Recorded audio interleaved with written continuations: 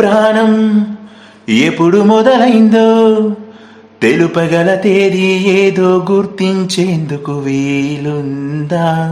ప్రణయం ఎవరి హృదయంలో ఎప్పుడు ఉదయిస్తుందో గమనించే సమయం ఉంటుందా? ప్రేమంటే ఏమంటే చెప్పేసే మాటుంటే ఆ మాటకు తెలిసేనా ప్రేమంటే?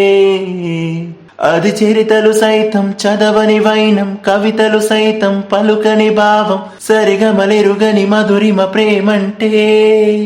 దరిదాటి ఉరకలు వేసే ఏ నదికైనా తెలిసిందా తనలో ఈ ఉరబడి పెంచిన తొలి చినుకేదంటే?